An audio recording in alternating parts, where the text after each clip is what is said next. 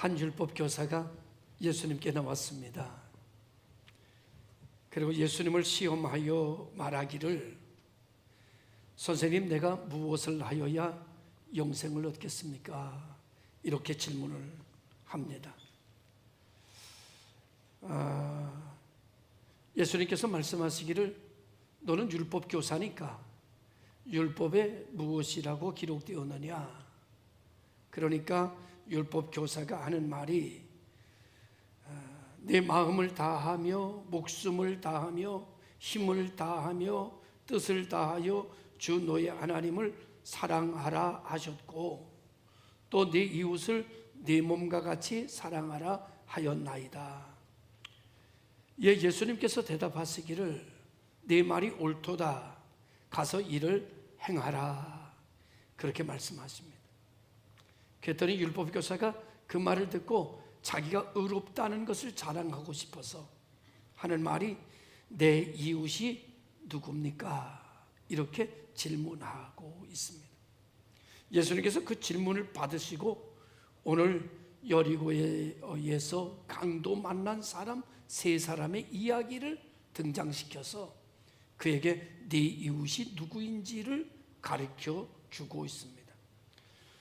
성경에서 예루살렘에서 여리고로 내려가는 길은 강도 만나기 참 좋은 길이라고 그럽니다. 당시 예루살렘에서 여리고 가는 길이 한 27km 떨어져 있고 해발 한 1000m 이상 내려가는 험한 길이었고, 그 길 중에는 굴이 많고 절벽이 많아서 강도들이 숨어서 수많은 사람들이 어려움을 겪게 되는 그런 지역이었습니다. 그래서 유대인들은 이 길을 이겨서 피의 길이다라고 하는 별칭을 붙일 만큼 강도 출몰이 빈번한 그런 지역이었다고 합니다. 오늘 본문에서 예수님께서는 예루살렘에서 여리고로 내려가던 길에서 강도 만난 사람을 등장시켜서 우리들의 인생을 비유하고 있습니다. 사람은 어떤 존재냐? 사람은 강도 만난 것 같은 존재다. 하나님의 형상을 강도 맞았고, 은혜와 평강을 강도 맞았고, 영생을 강도 맞았고, 그리고 사랑을 강도 맞았고, 우리는 하나님께서 처음에 창조하신 창조의 형상으로 만들어진 하나님의 속성적인 형상을 죄로 말미암아 다 강도 맞아버린 존재라. 사랑한다고 하지만 그 사랑이 온전하지 않고, 헌신한다고 하지만 그 헌신이 100%의 헌신이 불가능한 존재. 우리들은 강도 만나 거반 죽게 된 오늘의 현장에 강도 만난 사람과 같은 존재를 일컬어 주님은 오늘 우리들에 대해서 말씀하고 계십니다. 이런 강도 만난 사람의 곁에 세 사람이 지나갑니다. 한 사람은 제사장입니다. 제사장이 그를 지나가는데 슬쩍 보고 그냥 지나쳐 갔다. 제사장은 왜 그냥 지나쳐 갔을까? 일반적으로 제사장은 예배를 집례해야 되는 사람인데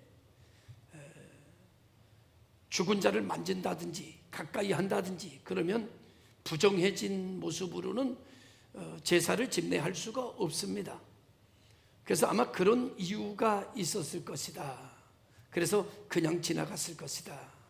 자기의 직분이 사람을 구하는 것보다 더 앞섰다, 그런 말이죠.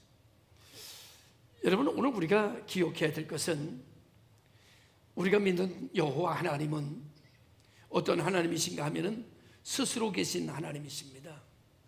다시 말하면 누구에 의하여 존재하고 누구에 의하여 무엇인가가 결정되는 그런 신이 아닙니다. 스스로 무엇인가를 결정하며 존재하는 스스로 계신 하나님이십니다.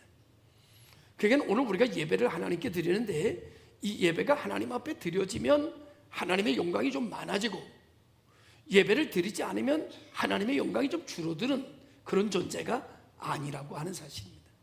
하나님은 스스로 모든 것이 충전되시는 자존자이신 것이죠. 그런데 오늘 우리들에게 예배드리라고 하는 이유는 뭘까? 이거는 철저하게 하나님께 영광을 돌리라고 하면서 동시에 우리들을 축복하시기 위한 공동체적인 역사입니다.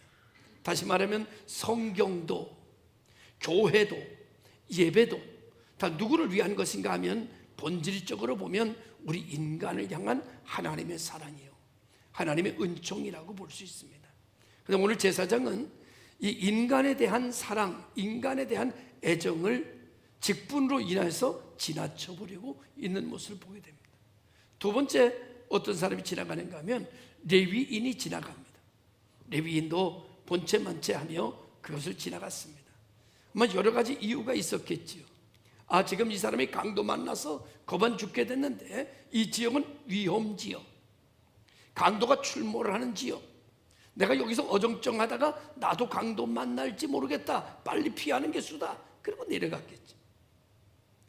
우리는 그 무엇인가 인해서 인간이라는 존재는 자기 손에 나는 길을 선택하지 않습니다.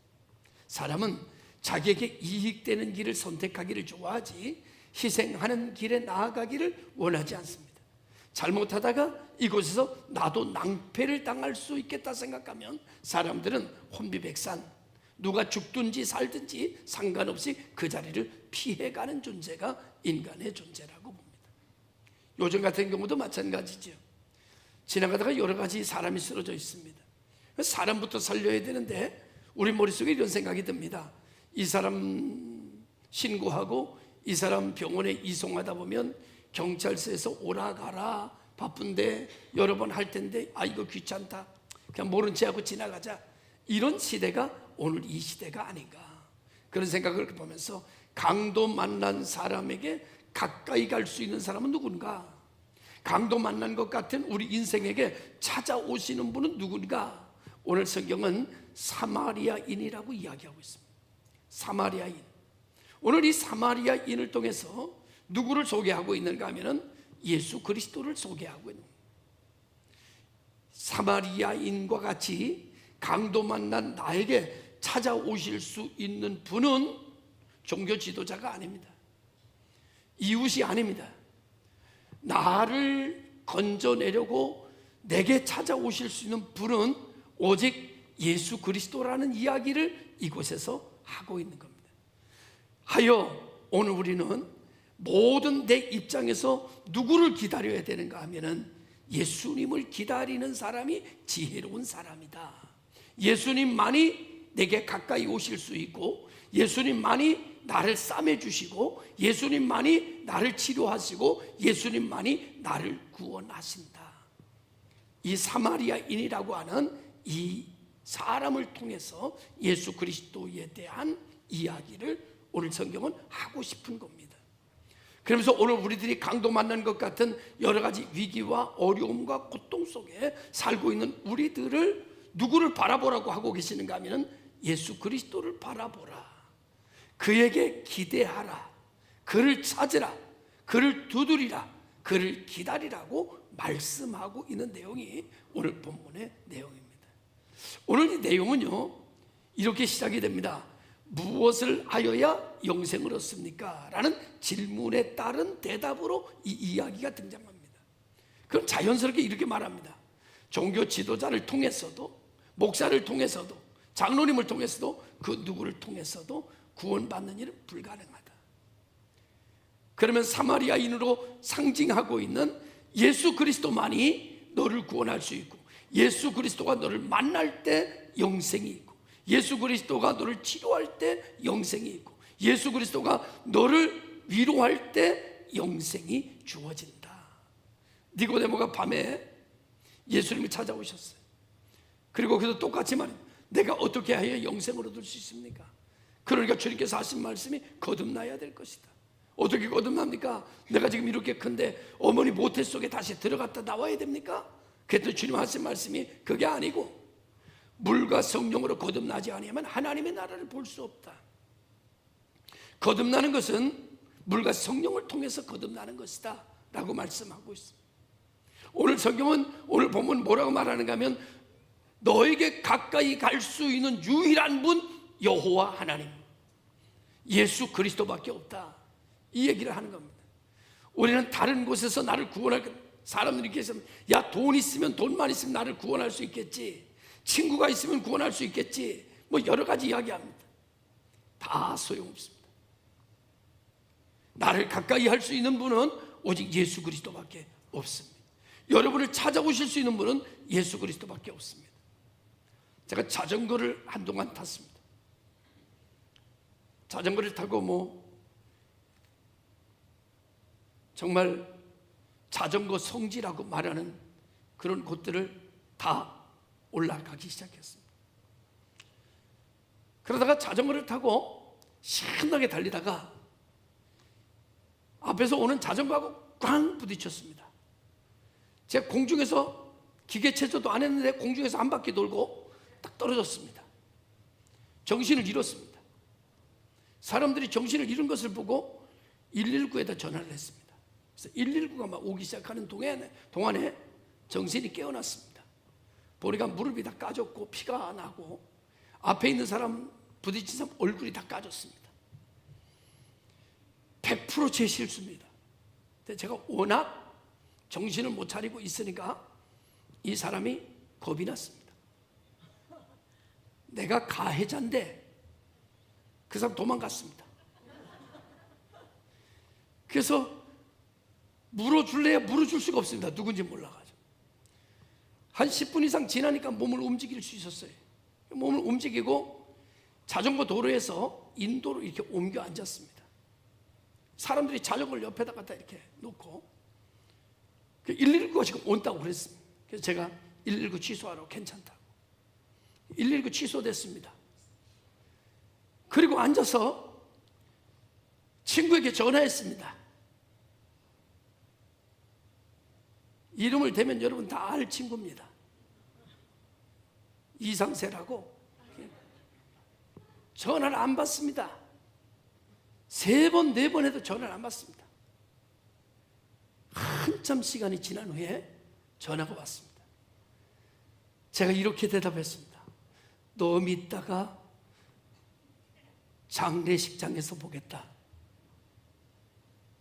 응급해서 전화했는데 전화 통화가 안 됩니다. 여러분, 나를 구원해 줄 수 있는 분은 친구가 아닙니다. 내 응급한 상황을 가까이 찾아오실 분은 오직 예수 그리스도라고 성경은 이야기합니다. 할렐루야. 제가 자전거를 또 탔습니다. 그러다가 소파에 벤치가 있어서 좀 쉬었다 가야 되겠다. 그리고 벤치에 딱 앉았다 정신을 잃었습니다. 정신이 깨어났습니다. 일어나려고 그러는데 몸이 일어나지질 않는 거예요. 아무리 일어나려고 애를 써도 몸이 움직이지를 않는 거예요. 앉은 상태에서. 갑자기 큰일 났다는 생각이 들었습니다. 119에다 전화할까? 어디다 전화할까? 그러다가 친구에게 전화했습니다. 제가 먼저 전화했었던 친구한테는 안 했습니다. 그리고 다른 친구에게 전화했습니다. 그 친구가 잠시 기다리라고 하고 시간 걸려서 와서 저를 태워다 집에까지 줬습니다. 여러분, 하나님은 겁은 죽게 된 강도 만난 사람, 이와 같은 인생에게 찾아오시기 위해서 하나님의 자리를 버렸습니다. 그리고 인간을 사랑하기 위하여 인간의 입장에서 인간 중심의 사랑을 위하여 하나님은 인간이 되셨습니다. 그리고 우리를 가까이 오셔서 우리의 소리를 들으셨습니다. 그리고 우리의 본질적인 강도 만날 수밖에 없었던 조건의 하나인 죄성을 삭제하기 위해서 그는 십자가 위에 달려 죽으셨습니다. 그리고 우리의 죄를 다 씻어주셔서 우리를 강도한 마귀에게서 우리를 건져내셨습니다. 죄성에서 우리를 건져내셨습니다. 사망의 음침한 골짜기에서 우리를 건져내셨습니다. 무덤의 권세에서 우리를 건져내셨습니다. 그리고 말씀하셨습니다. 이제 내가 너와 함께 있을 것이다. 나는 너를 떠나지 않을 것이다. 나는 네 하나님이 될 것이다. 두려워하지 말라. 나는 내 오른손으로 너를 붙들어 줄 것이다. 낮에 해가 너를 해치 못하며 밤의 달도 너를, 자연의 그 어떤 것도 너를 해하지 못하도록 내가 네 방패가 될 것이며 내가 네 칼이 되어 줄 것이다. 주님께서 우리에게 이렇게 말씀해 주셨습니다. 이 말씀은 오늘 사마리아인이 강도 만난 사람을 데려다가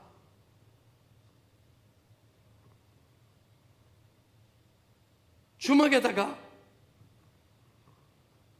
돌봐줄 것을 요청하고 그 비용을 지불하고 더 들어가면 더 들어가는 돈도 내가 책임지겠다고 강도 만난 사람을 책임져 주는 사마리아인처럼 우리 하나님은 나에 대해서 책임져 주신다고 하는 것입니다. 내가 어디 있든지 어디를 가든지 어떤 문제를 당하든지 너는 내가 책임진다. 할렐루야. 하나님께서 오늘 우리들을 하나님의 백성으로 삼으시고 하나님의 자녀로 삼으시고 여러 가지 부족하고 연약하고 상처 많고 여러 가지 문제가 많은 우리들에 대하여 하늘의 음성은 너는 내가 책임진다. 이 말씀으로 인해서 오늘 우리는 다시 일어날 수 있는 사람들이 되어지게 되는 것을 보게 됩니다. 오늘 사마리아 여인은 오늘 사마리아 사람은 강도 만난 사람을 보면서 이렇게 말합니다.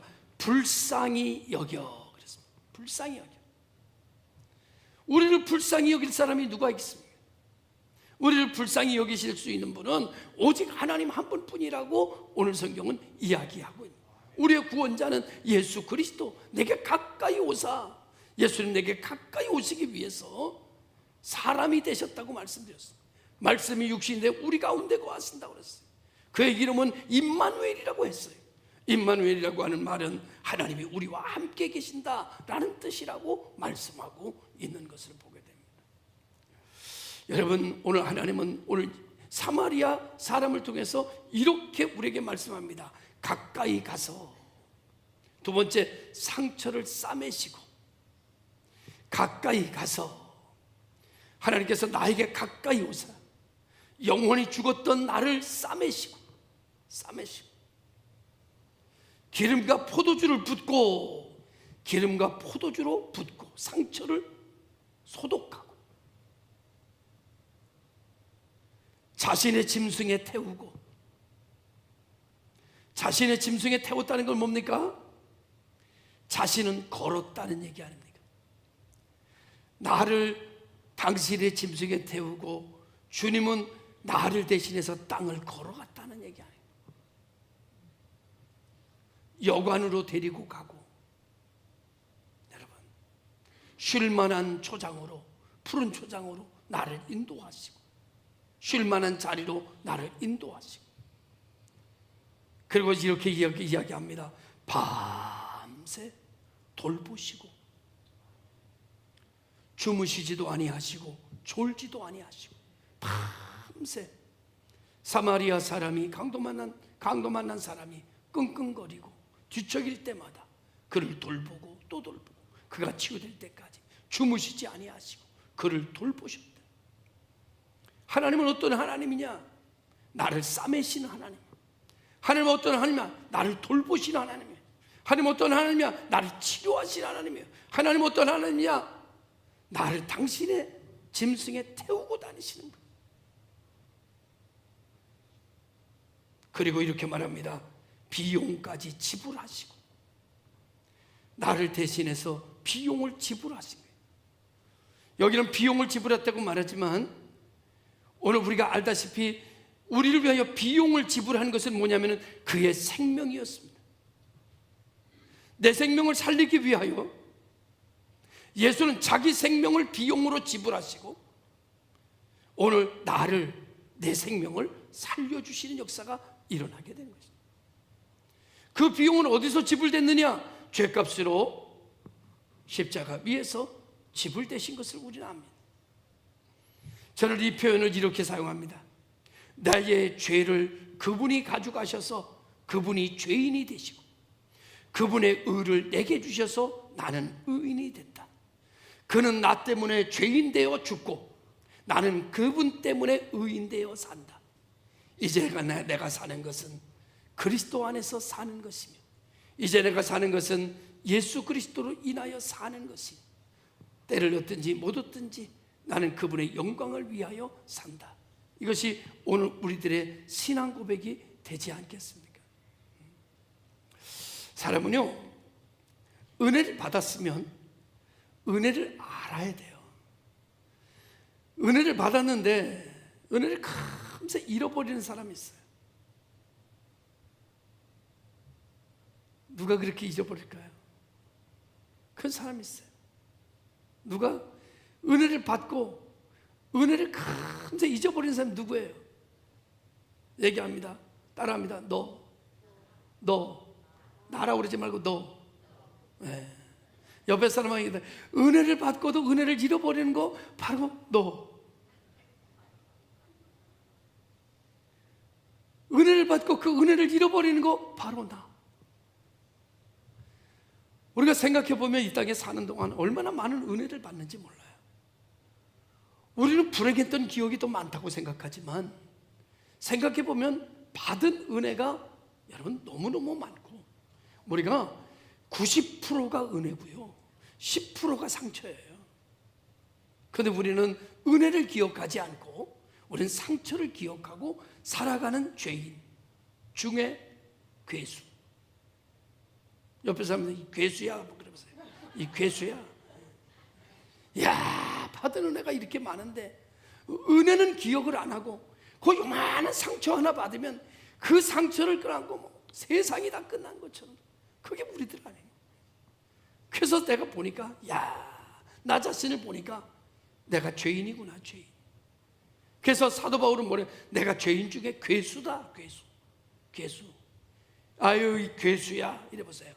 아이고 괴수야, 넌 죄인 중에 괴수. 예전에 어른들이 그런 말 하더라고요. 은혜는 돌에 새기고 원한은 물에 새겨라. 그런데 우리는 살아가면서 원한은 돌에 새기고 은혜는 물에 새겨서 다 지나가 버리고 말더라고요. 그 나중에 기억나는 건 아픈 것만 기억나, 상처만 기억나, 속상했던 것만 기억나, 나한테 잘못한 것만 기억나. 누가? 그걸 제일 활성화시키고 잘못된 것만 기억하며 살아가는 사람이 부부입니다. 부부간에 여러분 고마운 일이 얼마나 많습니까? 99%는 고마운 거예요. 그런데 여러분 99%는 고맙고 감사한 일인데 1% 상처 준 거 있습니다. 1% 실수한 거 있습니다. 1% 잘못한 거 있습니다. 그게 내 삶의 온통 나를 지배합니다. 그래서 부부간에 이렇게 말합니다. 남편을 보면서 누구? 그러니까 옛날에 장수마을이라고 해가지고요, 서세원이 살아있을 때 노인네들 나와가지고 퀴즈 하는 거 있었어요. 그거. 그래가지고 할머니한테, 할아버지가 누구요? 그랬더니 왼수 그러더라고요. 다시 한번 물어봤어요, 서세원 씨가. 아니, 왼수가 누구? 그러니까 왼수 그러더라고요. 부부간에 얼마나 서로가 사랑하고 얼마나 좋은 일이 많습니까? 그런데 뭐만 기억나? 상처만 기억하고 있어요. 상처로 남편을 봐, 상처로 인생을 봐, 상처로 아내를 봐, 상처로 지금까지 관계를 봐. 그러니 왼수가 되는 거예요. 사람들은 그렇게 말합니다. 다시 태어나도 결혼하겠습니까? 다시 태어날 일은 없습니다.